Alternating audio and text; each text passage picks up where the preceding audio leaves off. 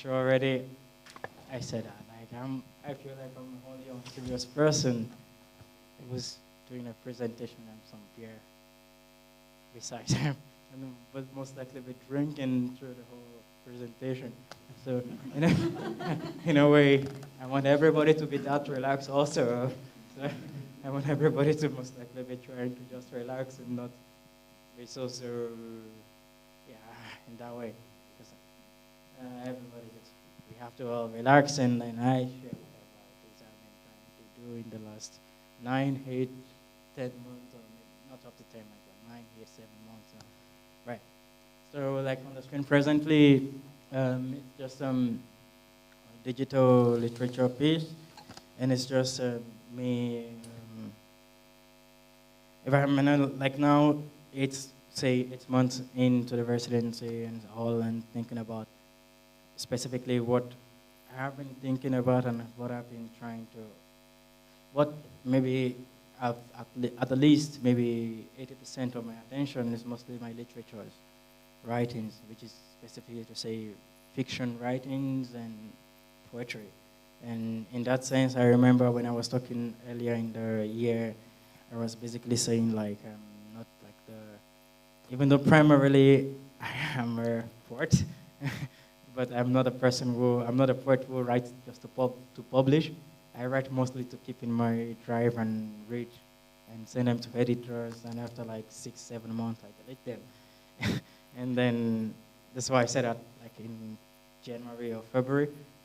And then after that, I've also been thinking much about my relationship with that part of me, which is basically the primary part of me, because I'm mostly, I have to say, like in the hand of everything, after every performance, after every public shows, which I do to survive as an artist, what I go back to do is to write. And my first response to every happening is basically writing. So it's also then to think about what, if writing is the first response I have to every experience I have and my first way of sharing things, what happens, why have I stopped really being interested in following this particular writing to the end of what is the formal way of it. And now you're writing your studio, sent to some editors. The editors is done with it, sent to some publishers. And I have to say, I write and I send them to editors, and my editors get them back to me. Now, James, this is good to publish. And then after that response, I keep them in my drive, and I don't get them published. Then after like 6 months, it's too hard for me to read this in particular piece of writing again. Then I delete them because I can write something better after reading the same single piece over and over again. So I delete it. But now, like, so over in the residency, been working more on this digital literature, which is now you could see a bit of writing. It's very slow to read, because if you want to read it, then you need like maybe, I can imagine to read a whole text. For me, I can read it easily. But I imagine if someone else wants to read it, maybe you need like 5 minutes to read the 2 lines and to get the full poem. Really short poems, but if you kind of follow the way the poem really moves, you don't really read it easily. So it's one way of that, to work with digital literature as an installation and a way for people to read these poems, but also not read it in a way. And then I will go back to something I said before, but one of the reasons why I kind of stopped publishing literature in the sense was basically because I was just thinking like, I was at some point reading a lot of Marxist literature, and I was thinking so much of how in the whole grand scheme of everything, literature is just some commodities. And in the contemporary world where I, as a writer, exist in, most of the reader of literature are basically passive consumers, which means like people will just read anything, will just buy anything, will just eat anything because it's advertised in a very nice way to them.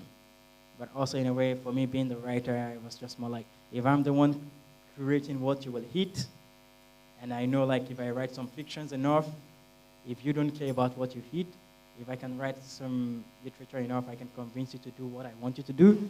And I have to be a bit more careful what I write. And I don't want to be too careful about what I write.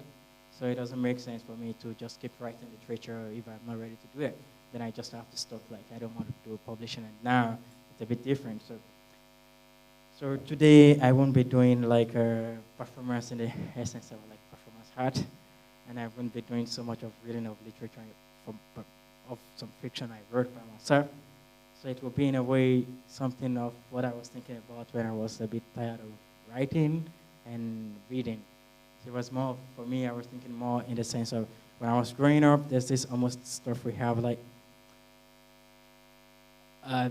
it, people say like the African community is like a oral community, like you have oral history, but in a way also it's really just not true because we have like scripts and we have scripts and people were writing a lot of in print, in text, what was happening. And it's only a problem when you have a system where at some point you have to switch from writing a script where you're used to, which is basically an Arabic script, to switch to this Latin and European standard script, and then a lot of people can catch up with that, and then you just have to push a system then in that sense. So the Yoruba people, which is where I'm from, we're writing basically the Ajami script, which is very similar to Arabic, and it's more of Arabic in that sense.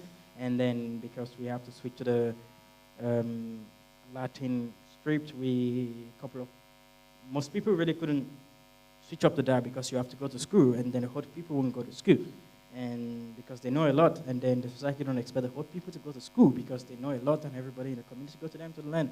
So they are the teacher don't at that point need to go to school, and that kind of shit.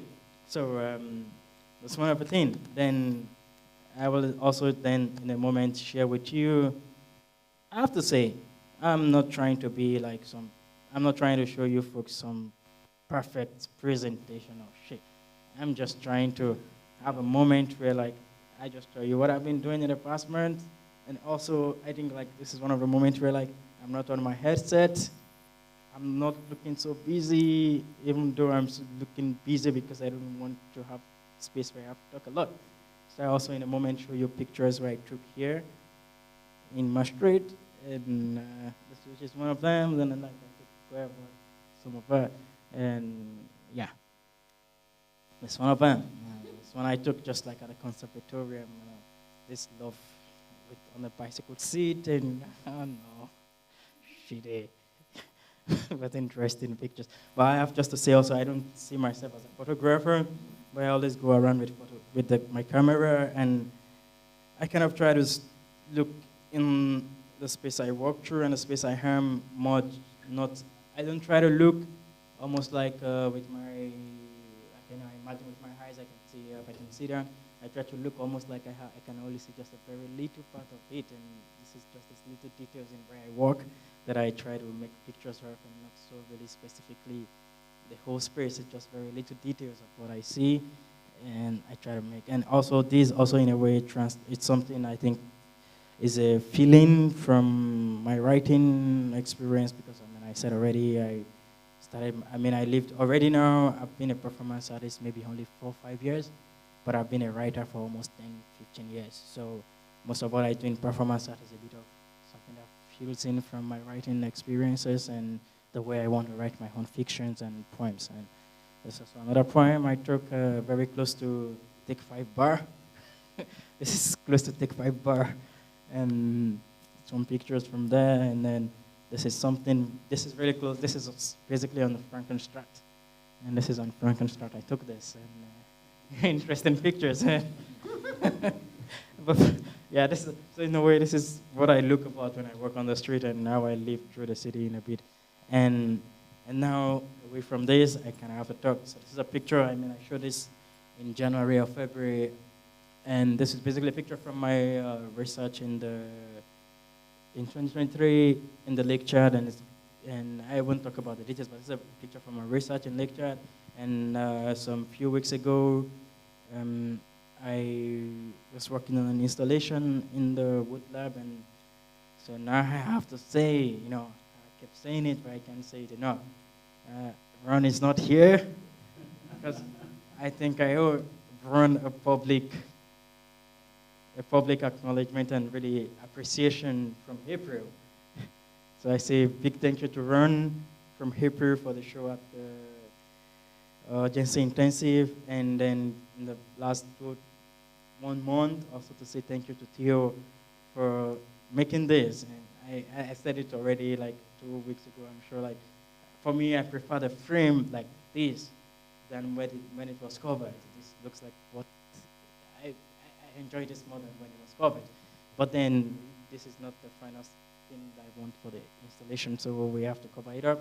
And this is what it looks like in the installation. And this is a bridge of thinking about coming from a system where people exist in a space where we have a part of the country where, because of the certification and a bit of climate change, then they don't have enough water, and they have to migrate quick enough early in the season to the southwest region of the country where there's more water, and how this in a way create a bit of crisis in the country, and how it becomes a bit political, a bit economical and shit. And sorry, I won't talk about the details, but just this is just that. And now I will kind of put this microphone down because I've been talking a bit. I know I still have to talk a little bit more. But there's something then I want to ask is that before dropping this microphone, I will say, like, so I want to share with you today now more of something I really, I'm looking at Sam now, and Sam looks at me like, but I see the way Sam look at me. And we ain't talk about this, but the way you look at me, I feel like, no, Sam, what do you think about in your head? But now I will share a bit of slips like this to most of the people sitting. Then what I want to do is most likely on the slip you have 2, 3, 4. But what you can expect is if you have 2, because I will share like this. So if you have 2, the person after you will have a slip. So if you have, if say like Jennifer, yeah, because you'll be the first person, I know about this thing here. So say you have 2, this person will have 3. I have played with it before, 5, 6, 7, then we share that.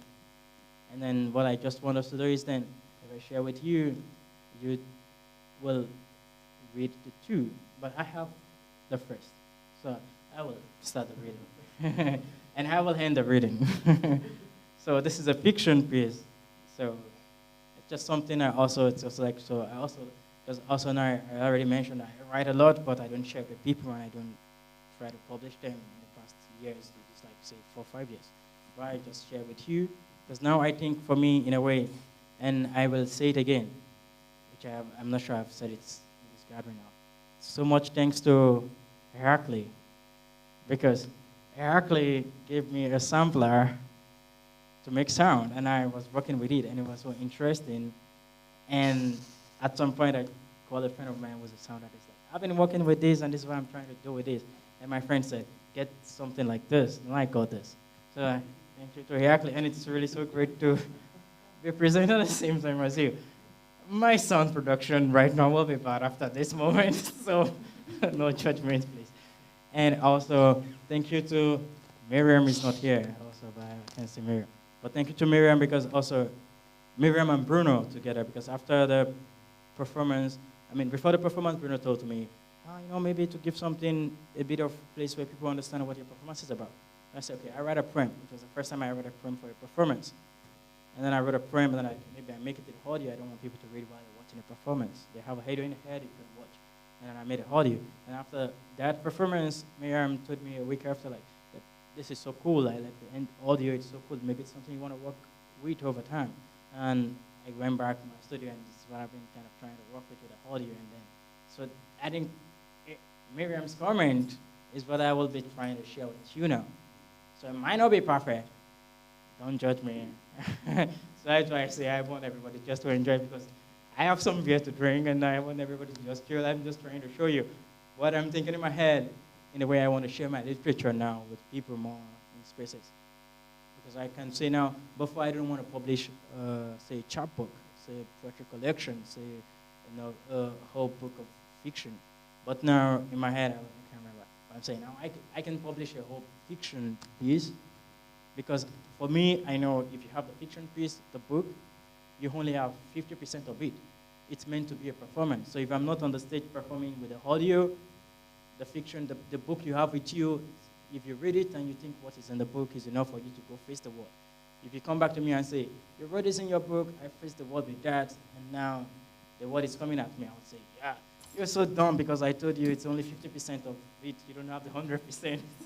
If you're on the street and I'm beside you, it's 100%. If I'm not beside you, if I'm not beside you on the street, then you're doing it on your own. It's not my own writing that then push you to the street and you just do it on your own, right? So now I put this microphone off and then kind of put the slip around and we kind of go for the reading session.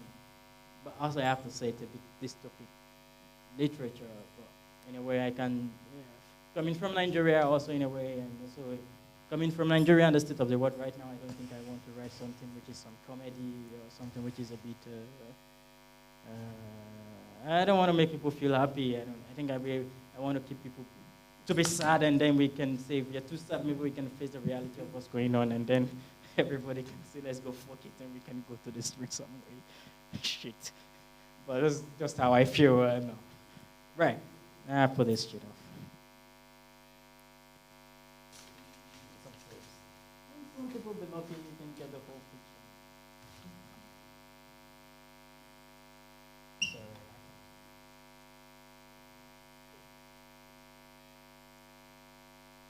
Sorry.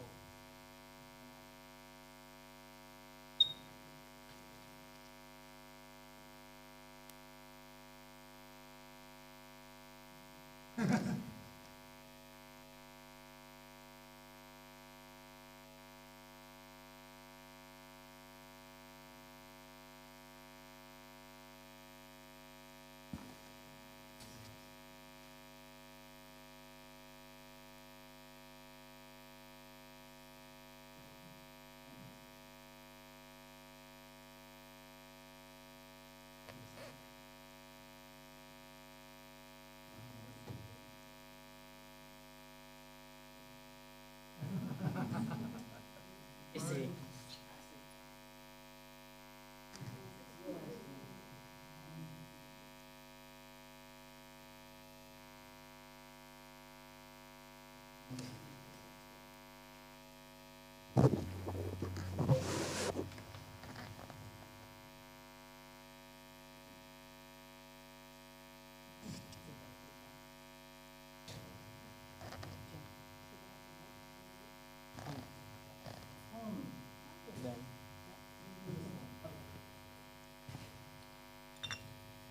These are the instruments of the devil.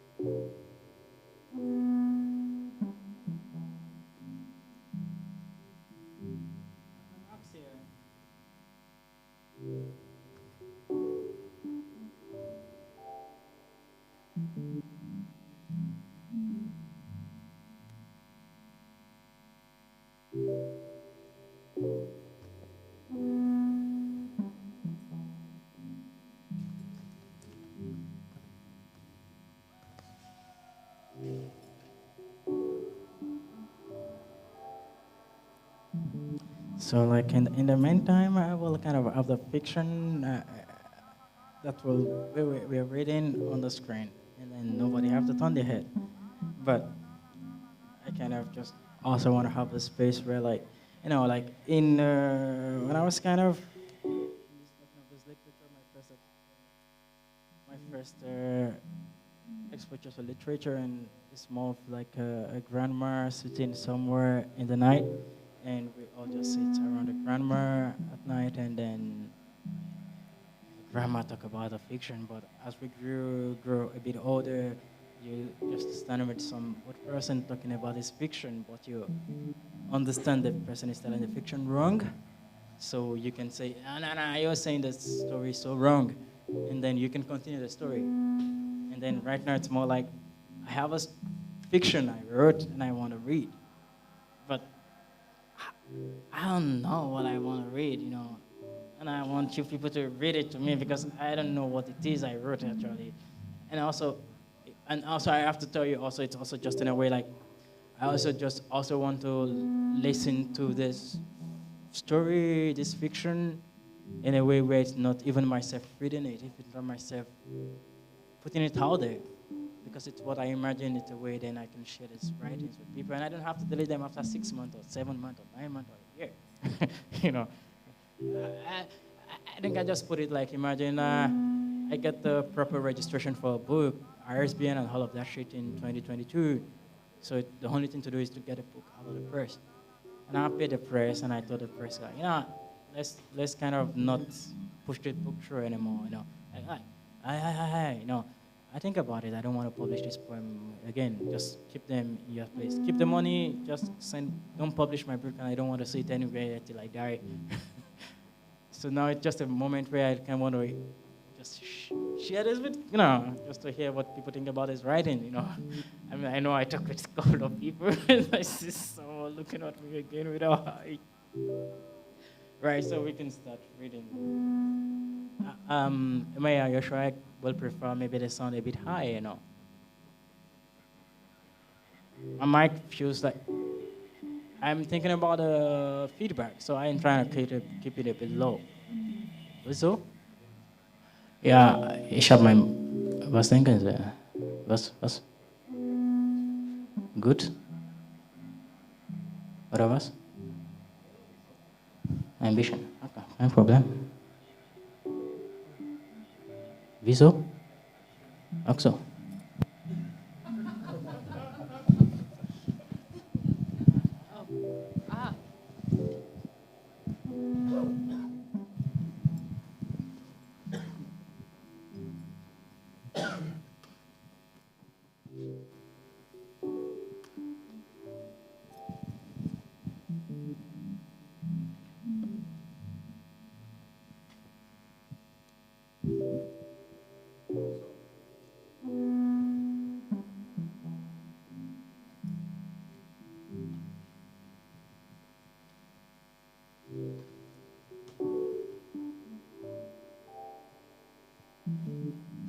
Okay, I will just go on reading.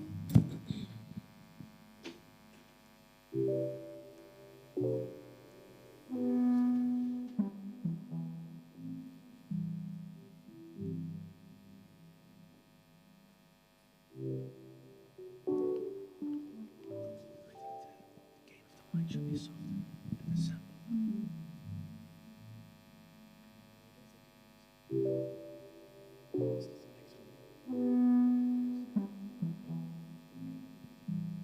It's okay for me.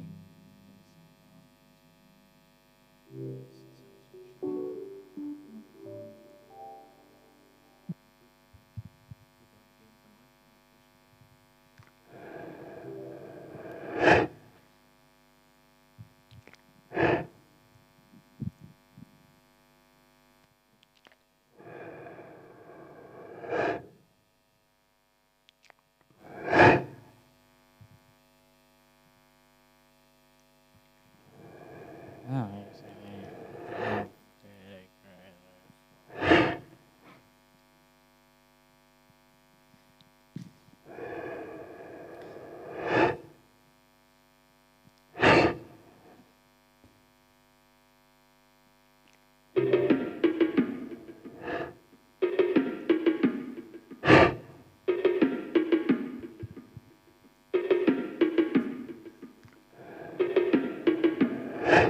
Okay. We start right now. And I'll be the first person. Say so. So I'll show you the writing space because I write on Google Doc. I write on Google, and I don't know how cool that is. So now I started reading, and I press the microphone.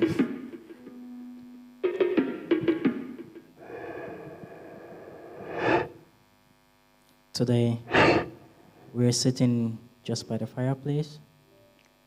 4 months ago, I remember how important this place was.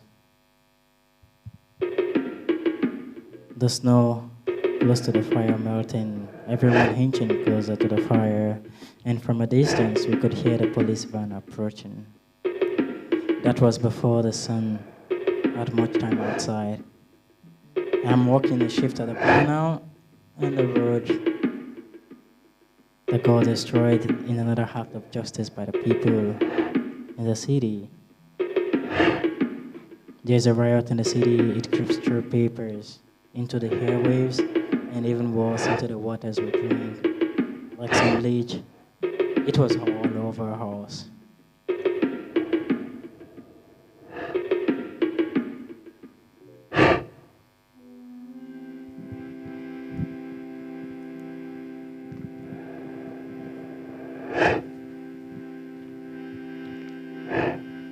The sound of the kettle hissing jolted me back to the present. I walked to the kitchen, switched off the cooker, and filled the tiny teacups. I had my special cup. It fell some days ago, and its tip became crooked. I kept it, as it makes drinking from a cup much more real. In every bit of consumption, we are dealing with the death of a tiny fraction of the self. My teacher echoed this sentiment frequently, especially on days when the news announced that the government had secured a new loan from its old owners.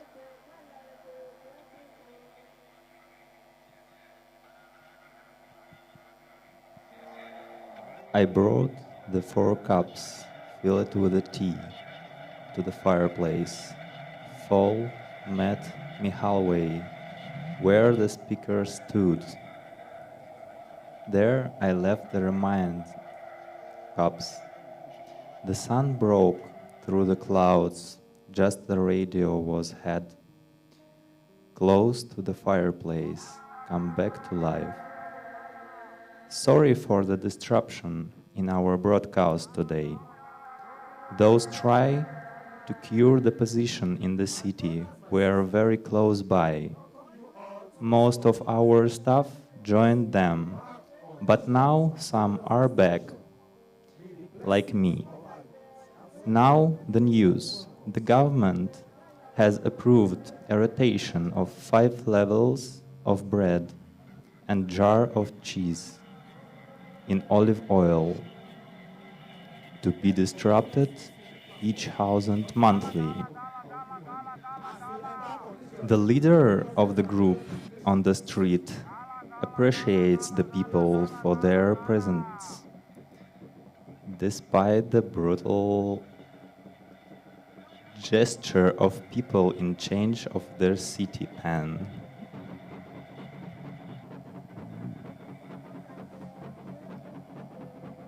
Polo worked at the bar before it burned. Before the burning started, I was sitting in a corner close to the exit.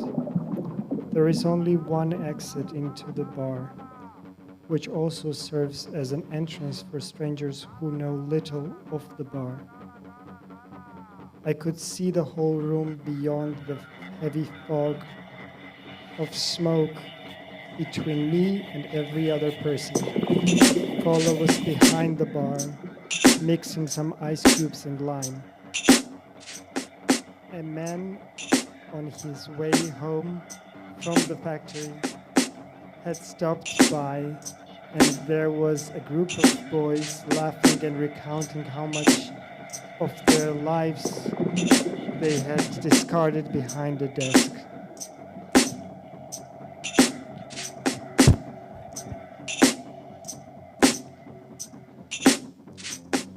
The sun had been away from this city for a long time. Trust me, the city itself had lost its light even before the sun.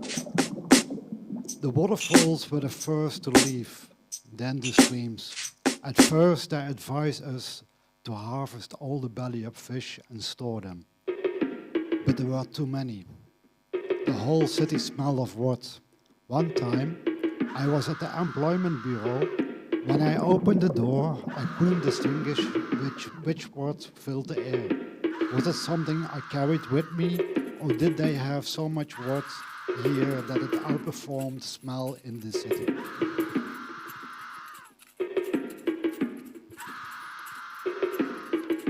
4 months ago, it was cold outside and the air was wet. Then I had a makeshift garden here where we now sit. Fola had just returned from a trip to the next town and I had tried to put everything in a good shape. Imagine, in the room we shared, I took out the floral wallpaper my mother had put up when she moved here, alone. The room was without a skin for some days, and it made me think so much about this city. Each morning, I would call myself the mayor, sometimes dressed up for this performance. If only I knew walls had ears, I would have said little to these walls.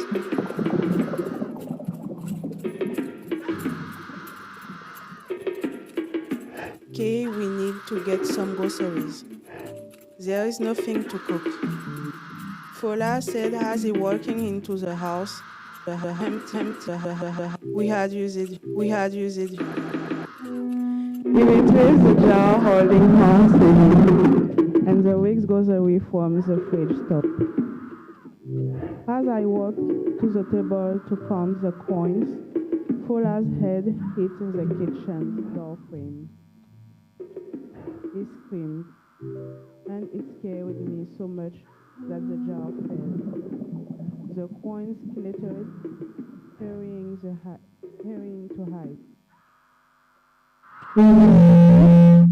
Everything tries to avoid what they were designed for. I said after an hour of trying to recover all the coins. If the coins were to talk, I am sure they would call me a thief, reminding me that the shattering of the jar won't have an extra cent in held. The mayor used to be a strange man, at least when he was a regular at the bar. I remember him walking to me at my spot, behind the door, close to the exit, with a melted ice cream. He said, "Hey, I have this to share. It is a gift from my neighbor." I raised my head above the smoke and replied, "So you mean here is a good place to share melted ice cream?" He looked behind him, as though he was standing between two people in a conversation. Then he replied, "Oh no, I hurried down here, but it melted.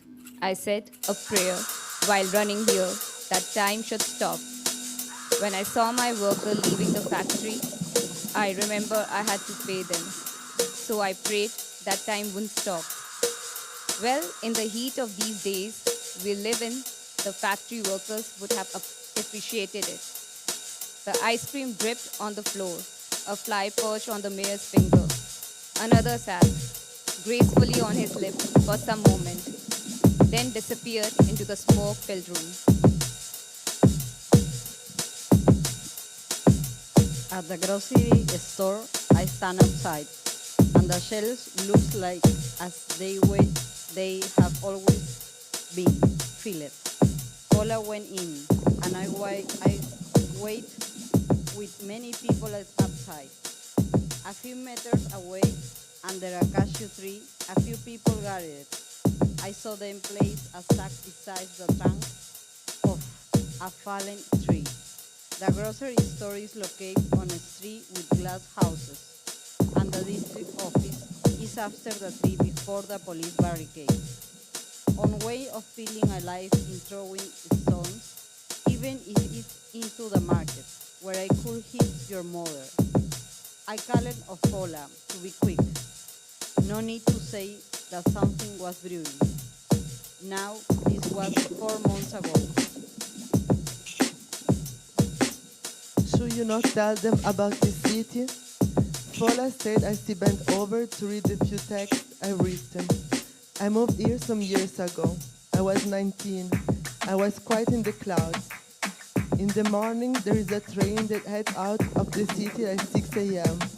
We noticed because it honks 7 times before departing. On the 7th horn, and on the sound of the birds fills the air.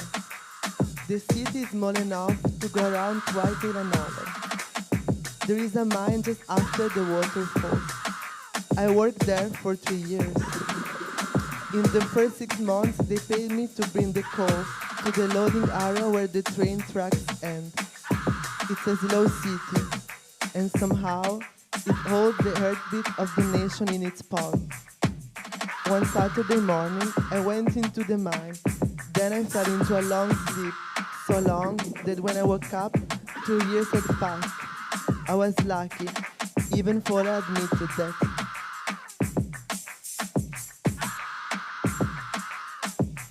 When I returned to the factory, my legs weren't the best, but I had a better voice, only tarnished and made rusty by my obsession with cigarettes.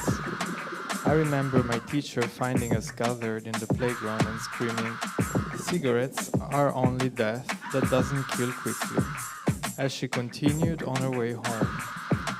They employed me to motivate the miners. I would sit on a pile of harvested coal, something with a kalimba. It must have been a torment to the workers, but the sound of their tools always seemed to find interest in whatever I do.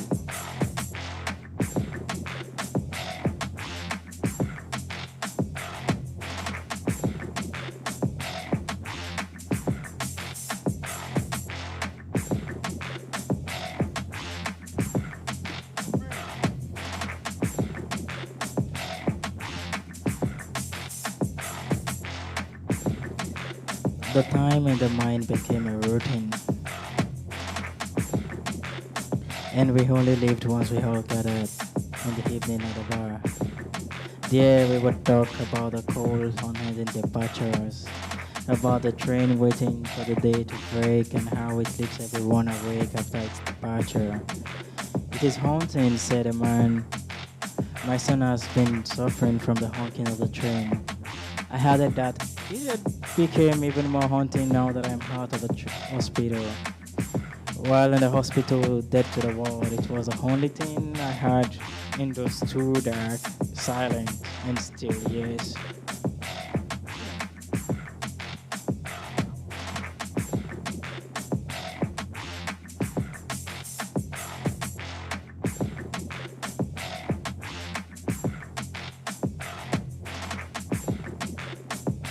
I try to make music guide for the shit out, and we can have the question session.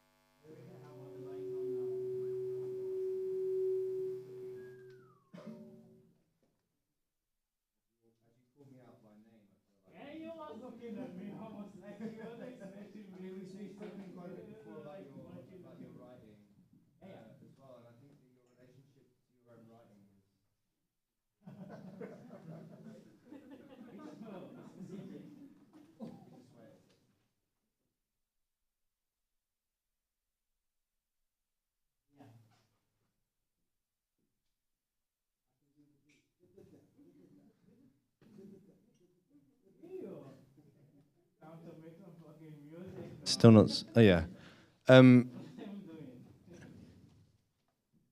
Me and you spoken about your writing a bit before as well, but I think I'm really interested with the relationship to your own writing that you have. And you told me once that you were like about to publish a book and then you just went and deleted the whole text. And it's like this way of kind of, and also the way that you treated your own writing here and having people read it and then also kind of obstructing that reading and kind of blasting over it, and this ephemerality of the text that kind of existed here as a performance, I think works in a way that's very different to kind of publication, where it's kind of still on the page. You kind of activated it in this way that and I don't know if we necessarily needed to read it at the same time. I kind of enjoyed that like audible obstruction with this kind of sonic experience, and I could definitely see this working as either like a performative work or like more of a spatial sonic installation as well, where you could kind of play with the experience of space like that. So I'd be kind of interested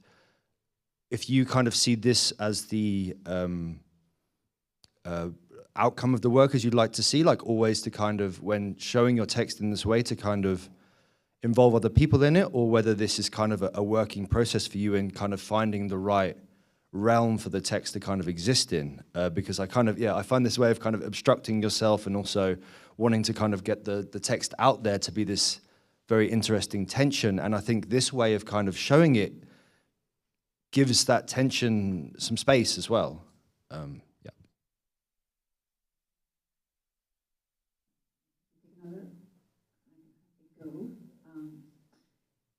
Following on the question about the writing, I want to ask you, and maybe push a bit about where poetry fits in, to the thesis on the problem of the commodity and this kind of deadness of the book. How does poetry maybe already address that, or not for you, and also maybe the relationship for you, or how you separate poetry writing and fiction or literature writing, and maybe, yeah, the borders therein, like how the poetic is in this, and what parts of it, how it could be a poem or not for you, and yeah, when you make that decision or how you frame it. And then that was a lot of questions in 2 questions, so we'll just take, if you're ready, give you a moment, unless you want me to get more. Okay. Okay.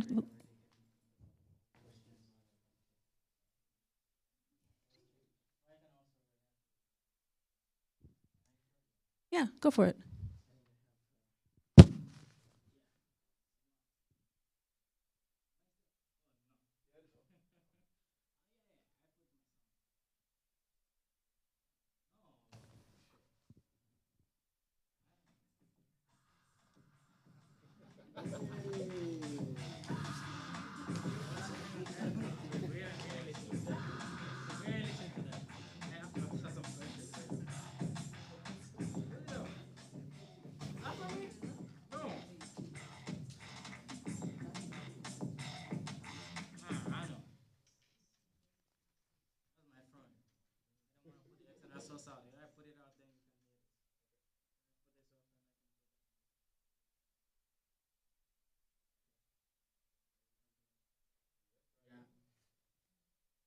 Yeah.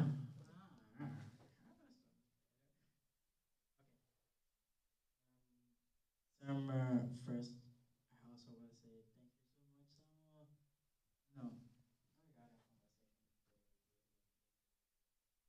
I also still feel a bit like I also hurt back because I don't know. I guess I'm so just so scared of sharing and going out.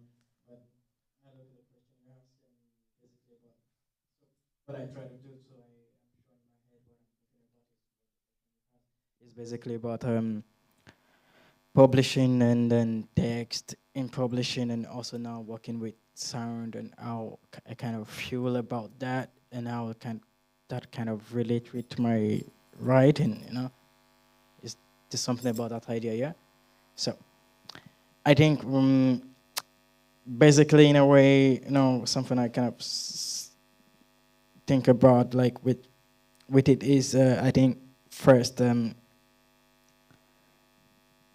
I think more than sound, more than audio, more than text, sound is something that stays more with humans. So humans can read like 5 billion texts a day, but what really is easy to come back to the memory is the sound, is a groove. And a groove is only from a groove you can't get from text. You only get it from music, from sound, and one thing I think I want to, for me with writing, because I think I said a bit, but not so well. But I was this university student creating so many art shows in the university back in Nigeria, and also then reading a couple of Marxist essays. And I was thinking, like, if literature is commodity, I don't want to be the person who feed these people who are mostly passive consumers. And I know, like, on me, I'm writing fictions, whatever idea I have, even if it's not in a way a disadvantage to people, even if they consume being as a passive person. But for me, I don't want people to read my literature piece as a passive consumer. I want you to read my piece almost, and then you can almost take the literature piece, and then you can go back to your house and you can like, oh shit, guy, you're fucking stupid. And you can come back to me in my email in person and you can say, yeah, you're a bastard. Why would you write about this? Because if you write about this, it means this, it means this, it means this. But also then, it also means I was in a university where there's only a very small set of people who could do that, who could read my literature piece in the University of Ibadan, which is where I studied for my bachelor's. And only few people will come who can say that. And those who are a bit maybe younger than me, okay, shit. So people who could come up to me, maybe let's say in a straight line, either you are up or you're down. Those who are up, people will say to me, James, whatever you write, whatever you say, fuck anybody. If they want to come after you, we are with you. So anything you want to do, you go out about it. Be yourself, create more artworks. We are with you. And I have people who are more like, James, how did you do this? And then, so it was a very crazy space because I was like, these people reading my literature, who are the people who are very close to me, and they can come to say anything to me, especially how they feel about it. And then people who are older will not tell me like, you know, this is really okay, but you can have it that way. So maybe this is the best way to say it. They won't say it because they want to keep me in a space where like I can create more works. And I was a bit conscious of that, and I'm just like, yeah, this is, if I want to create peace, then I keep writing like this. These people will, because they're a bit older than me and they're still bigger artists, they will remain like this. The people a bit behind will still, in a way, remain like this if I'm not dead or sleeping. So it's more like, now I have to find something else I can do in a way where, like, even the people who engage with my work outside of my own network, we can have a more honest relation with it in a way, even though I'm kind of selling something to you, we can have this very frugal conversation when it comes to me and you talking about the artwork.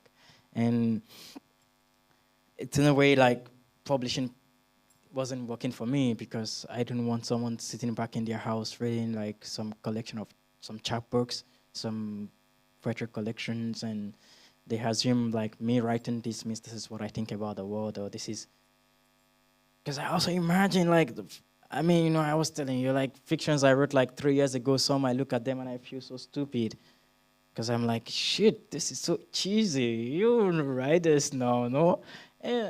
And I just imagine someone then read something I wrote like 4 years ago and then they take it like some mantra, or at some point in my life, maybe not 4 years ago, but maybe like when I'm much more like this. I don't know if I ever get there. I mean, I have to say, I'm sorry, because a digression, because I have to just say I'm smoking so much cigarettes, so if I die like in 2-3 years, I don't care. But so it's not like I'm expecting myself to be this big artist in like 10, 20, 30 years, you know. So like, but I can imagine if someone else, when I'm even dead, is reading some fiction now, poetry I wrote, and they take it as something so important, and then they shape their life according to this fiction, and then they think it's because of me, and then I come back, and if I'm alive, I would just say to them, you're so stupid, because this is just not really just some phrase where you have to really go through. But now when I look at it, it's in a way for me, like I just feel like going back to publishing. I don't really want to have my poems or fictions as like published, and then this publication is all of it. I want to keep my fiction almost like a part of it.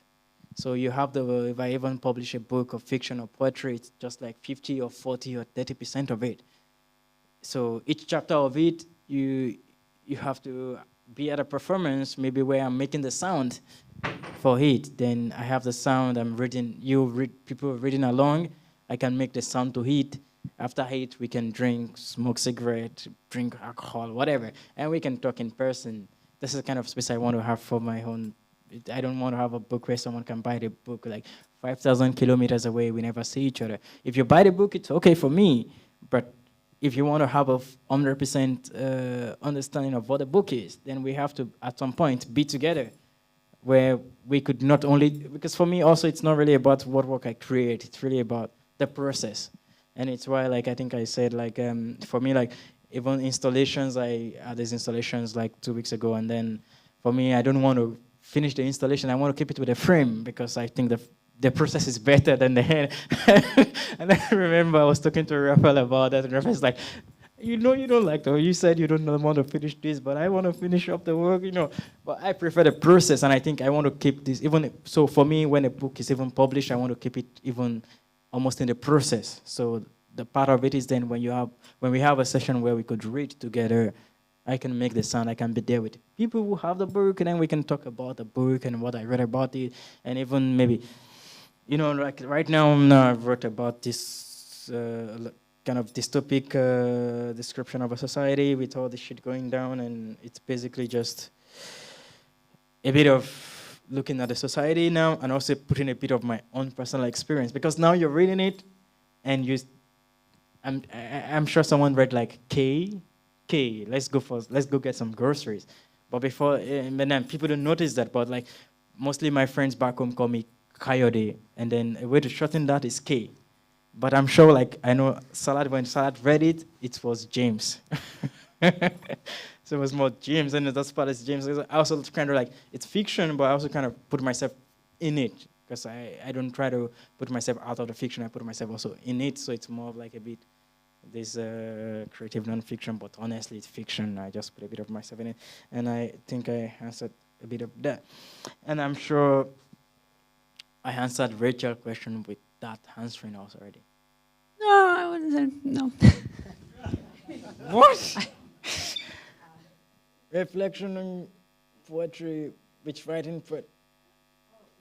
Ask me about reflection on poetry, yeah, because a question on poetry and fiction. No, it's not a general question on poetry and fiction. It's the way that you I write. think what I also want to say also is in a way is like, if now it's a bit hard to see that, but I can share that in mail. I just don't want to publish so much text.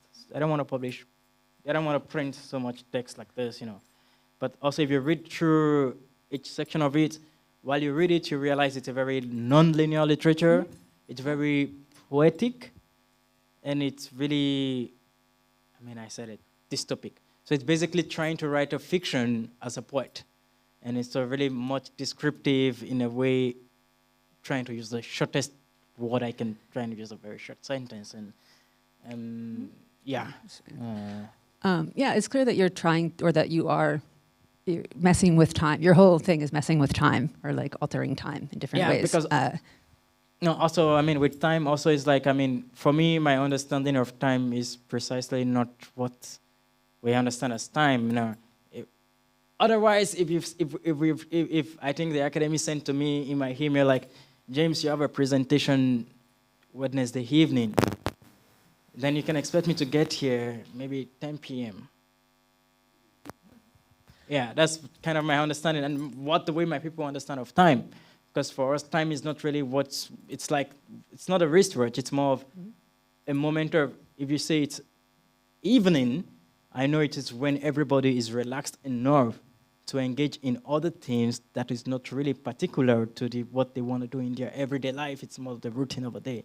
So I can imagine if I want to come to you in the evening when you are relaxed to talk about something, then I don't want to come about 6, 7 p.m. where I understand your kid is still awake, and then you have to really think. I know it's not when like there's, it's just a time where like you're ready to go to sleep and you're relaxed enough, then I can come to this person like, yo, guy, Alpha, you told me we have to meet this evening, so I'm at your door this evening. Come out now. It's a bit of, my understanding of time is a bit, so it's also, but also like, I think maybe it's something it's really not, I don't think it's specific to me, but I think also a bit of, especially maybe West African writers also write a bit out of, I'm looking at Kosi, I have to say it, and even Salad, it was like, write a bit out of maybe the Western structure of maybe the wristwatch and in the idea of time, and I think it's in that space I write about time also. No, I was also thinking like your whole beef with publishing is really about time too, and like how you're kind of making a proposition against it by having this liveness is changing the time, like the temporality of that kind of writing. I don't know if it's important to you. So what I was asking about the poetry thing is this thing with, you know, publishing commodity, like the way that it ends things or makes them semi-permanent. Like we know that poetry already is, like it already is space and art and rhythm and performance. Like that's, you know, that's like in it, and nobody reads it. So with doesn't that already kind of like, I'm wondering if that already addresses your things with like novel publishing, and you know, that's it. Nobody reads it. What did they do with it? Very few people, really weird people read poetry these days. Honestly, really. People really read it. Really weird people read it. Honestly, I mean, I can say from where I come from, really weird people read poetry. You know, I can say from the University of Ibadan, but honestly, for me also, it's like, you know, I can say, I say like in late of the last week of July in Berlin, and I met someone like, you know, I was in the University of Ibadan. I'm like, I studied there. Like, and I was people were drinking at a bar, and they were talking about, they were speaking in this specific West African language, Pidgin English, you know, and they were speaking in Pidgin English, and they were all drunk, and then they started from Pidgin English, and they were talking about some classical music, and they were analyzing all this music in Pidgin English. I'm like, where were you drinking again? Was it this particular place? Like, yeah, I was drinking at this spot. Okay, yeah, then you're in the University of Ibadan, then you're in this particular spot, and those are my people, and I know them. So if in the University of Ibadan I need like a literature piece, academic essays, articles, I mean, I think I mentioned it maybe some earlier, like, for me, it's almost like, you know, like, I'm sure, like, I'm standing here only because there'd be like 100 people outside, you know, body seas, you know. I played like, on the sound I was playing, I played like 2 or 3 different friends of mine at soundscapes, you know, people like, I create the event for them. James, I have this idea, what do you think about it? Now I've been created to realization, and I need this, no, all this engagement for them. And I like, well, I have like this few people who like, a lot of people who also like, I work with, and we work together, and so it's a bit, I don't know. But like, when I think about it, I know poetry is not being read a lot, and I know it's also one of the ideas for me also, because I also personally, I stopped writing in a way for publication because I also was tired of reading. I mean, I was a university student in like fifth year actually of a university. I'm like, I've been reading, I don't want to read anymore. If I'm writing for people to read, it doesn't make sense anymore, coupled with other books I was reading with them. You know, like, no, we don't have to read anymore. Let everybody just go live. There's no book to read in this world. Why do you have to write anything again? You know, but I understand that. And for me, I just think I think right now I'm writing a book for publication. If I will write one, if I will go through with it, because it's not really about writing, it's about going through with it. I think it's more really not about publishing a book and having a book itself. It's about the moment of sharing the reading moment together. You know, I think for me it's that more of that space. And yeah, sure. James. James K. Coyote. Okay.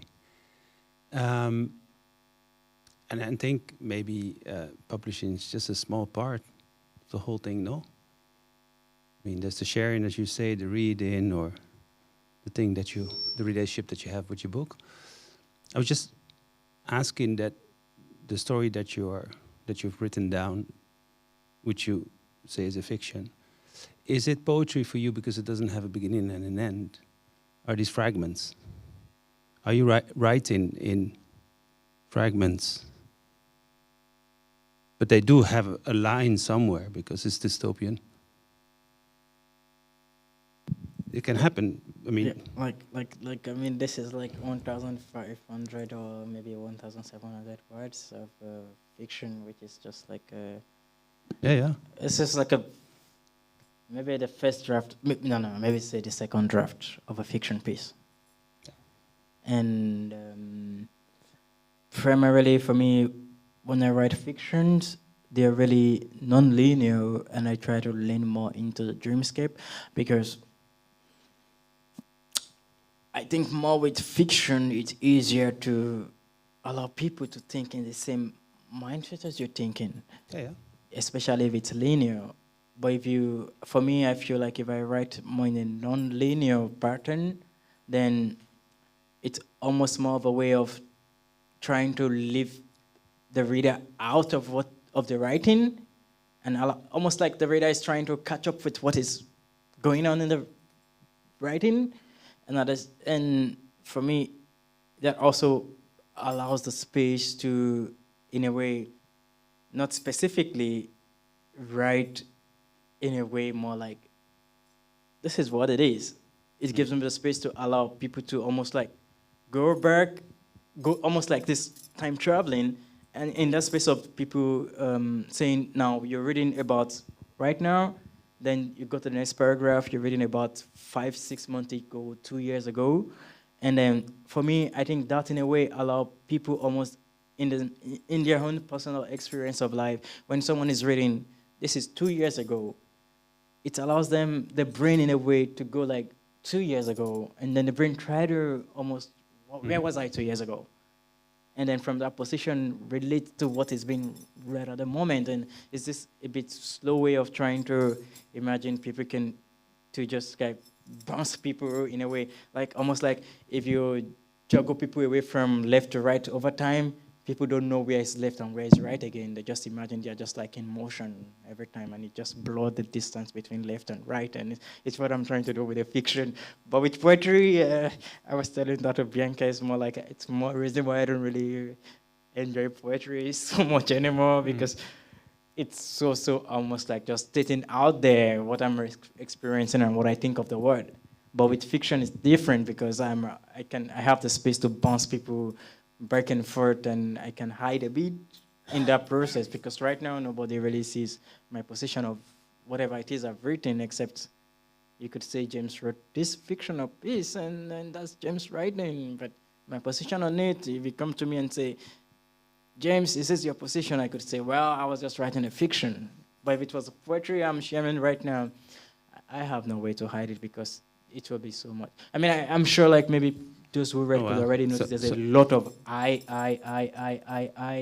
in the writing. And in fiction, it's easy to avoid that, because then I just have to put characters. But in poetry, it's very short lines also, and then I can avoid that. So it's almost like, yeah, if I'm writing high and then I wrote that, then it's me, and because it's not you, the reader. Right. No, yeah. Okay. I'll leave it with that. Yeah. Let's drink, and thank you very much.